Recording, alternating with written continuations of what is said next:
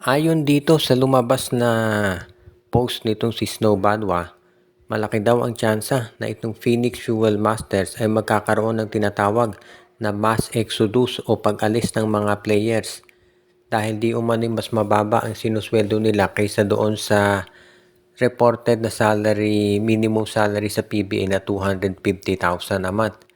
Ayon dito sa report, mukhang 170,000 lang ang ino-off ang binabayad dito kay Richie Rivero at maski na yung iba pa nilang mga top players ay mababa raw ang sweldo. Kaya wag na raw tayong magulat kung mag-aalisan yung mga players ng Phoenix Fuel Masters. Sa ngayon kasi, kung pag-uusapan natin yung mga top players ng Phoenix na po pwedeng umalis, sigurado marami diyang pag-iinteresan itong SMC at MVP Group at syempre pati na ang Converge Fiber Xers. Kung pag-uusapan natin ng San Miguel, malamang pag-interesan yan muna dito sa Converge sa Phoenix Fuel Masters ay itong si Kai Balungay. Dahil nagkaroon ng tinatawag na breakout season itong si Balungay kung saan halos double-double ang average nito. At nakita natin kung paano ipinakita ni Balungay na talagang siya ay deserving dito sa PBA at kung bakit siya kinukonsidera na isa sa mga rising stars ngayon. Pwede itong makuha ng San Miguel lalo na kung salary ang problema sa Phoenix dahil alam naman natin galante magbigay ang SMC. So, walang magugulat kung si Kai Balungay ang susubukang makuha ng San Miguel mula dito sa lineup ng Fuel Masters.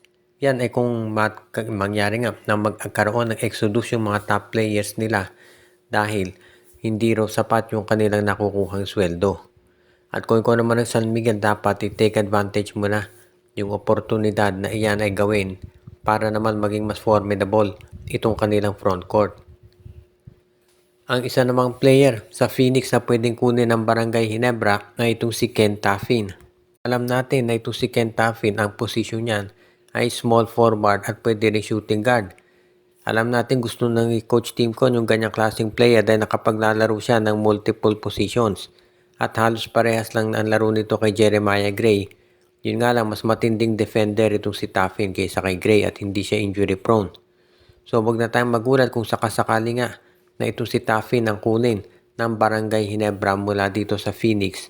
At syempre, itong Barangay Ginebra naman, pagdating dito sa pagpapalakas ng kanilang roster, usually tumitingin yan dito sa mga bata at mga athletic players na matatangkad dahil parang yun ang gusto ngayon ni Coach Tim Cone para dito sa kanyang roster. At kung sakasakali nga na makuha nila si Ken Taffin, magiging magandang addition yan dito sa backcourt at dito sa wing rotation ng Barangay Ginebra. Depende na lamang siguro yan kung sino hihilingin kapalit ditong Phoenix Fuel Masters. Pero sa ngayon kasi, kung talagang yung mga players mismo na Phoenix ang gustong umalis, wala nang masyadong magiging choice dyan ng management kung hindi tanggapin na talagang sila ay aalis na dito sa kanilang roster. Kaya nga kung ikaw naman itong Phoenix Fuel Masters, kailangan pag-isipan mong mabuti kung ano ba dapat talaga ang pinakamagandang gawin pagdating dito sa sabihin na nating pag-acquire ng mga top talents at kung kinakailangan ba talaga na mag-trade na ng mga players dahil hindi nila kaya yung budget. Abay kung hindi kaya ng Phoenix Fuel Masters yung budget, mas mabuti siguro na ito ibenta na rin para naman magkaroon ng tsansa yung mas malaking team at yung can afford talaga na bigyan sila ng magandang laban dito sa PBA sa finals. Binigyan ng TNT Tropang Giga ng contract extension nitong si Mike Nieto at ibig niya sabihin ay meron pa rin isang additional scoring guard na masusubukan o pwedeng ma-rely upon nitong si Coach Chot Reyes kung kinakailangan. Kaya nga hindi na ako magtataka kung sakasakali na itong si Mike Nieto talaga ang gamitin nitong si Coach Chot Reyes bilang kanyang reserve guard. Alam naman natin na maraming mga scorers dito sa TNT Tropa. Pero kung sakasakali na makuha niya talaga itong si Mike Nieto, ang laking bagay niyan para dito sa roster nila. Dito rin natin masasabi na itong si Mike Nieto ay isa lamang dito sa mga scorers na kinuha ng TNT o ni-retain. Itong si Kevin Ferrer binigyan din nila ng 1-year contract, so hindi na nakapagtataka na ganyan talaga maging sitwasyon ngayon at tumami yung mga scorers nitong TNT. At syempre dahil nagdadagdag sila ng mga players, ang tanong ngayon Sino naman kaya ang mawawala? Malamang itong si Kim Maurin ay isa sa mga players na mawawala dyan o kaya si Barkley Ebonia. Dahil sa pag-sign up ng TNT sa ibang mga players, kinakailangan na nilang magbigay daan dito sa mga iba namang nandun sa lineup nila na hindi naman nagagamit. Ito ay nakikita natin na nagiging preparasyon ng TNT para dito sa kanilang Grand Slam bid na kanilang susubukan talaga na magawa ngayong season na to dahil para matindi yung preparasyon talaga na gustong gawin nitong lineup nitong Phoenix, nitong TNT Tropang Giga. Kaya nga hindi na ako magugulat kung ganyan talaga ang mangyari. At syempre, ito namang TNT hindi yan pahuhuli pagdating dito sa ganyang mga movements dahil alam nila bihira yung pagkakataon na makuha mo yung tsansa na maka-Grand Slam. Lalo na ngayon at very stiff yung competition dito sa PBA. At ang huli nating balita ay sa Converge. Posible nga kaya na magkaroon ng tinatawag na yun nga pag-alis ng players dito sa Phoenix katulad ng nabanggit natin kanina.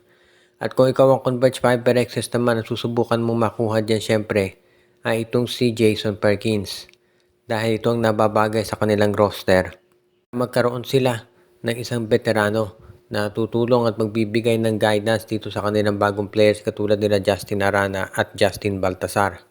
Kaya nga sigurado na kung itong mga players ng Phoenix talaga ay aalis na dito sa kanilang roster, hindi na ako magugulat kung ito si Perkins ang isa doon sa offeran ditong Phoenix Fuel Masters para maging mas malakas yung kanilang lineup. At alam naman natin na ito si Jason Perkins, yung position niya power forward. Bagay na bagay yan dito sa Fuel Masters. Pwedeng maging lineup ng Phoenix actually. Ilagay nila sa small forward itong si Perkins para starting 5 nila si Justin Baltasar, si Justin Arana at si Jason Perkins doon sa front court.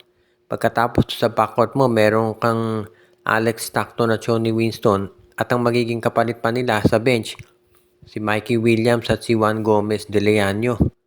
Pag ganyan yung lineup mo, medyo mahihirapan na at tagilid na yung ibang mga teams na makakaharap nila. Kaya nga mukhang okay na okay to dito sa Phoenix Fuel Masters. Kaya sa ngayon, itong si Jason Perkins ang isa sa mga minamataan ditong mga coaching staff ni Delta Pineda just in case maging available to for trade. Sigurado na itong Phoenix Fuel Masters ang isa doon sa mga teams na susubok na kaagad-agad na ito ay makuha dahil magiging maganda ang kalalabasan ng kanilang roster kapag let's say nakuha nga nila at na-acquire ang talent nito si Jason Perkins dahil alam naman natin matindi pa rin ito maglaro kahit ilang taon na itong naglalaan dito sa PBA. Bago tayo magwakas ay binabati muna natin ang ating mga taga-subaybay katulad nila Michael D., si Anthony Alon, si Dalmacio de Guzman, Malyari Mascarinas, Katsakino Dukusin, si RG Bueno, si Joshua Giray, pati na rin si Ireneo Salangsang, si Dexter Domer, si Enju at ang iba pa.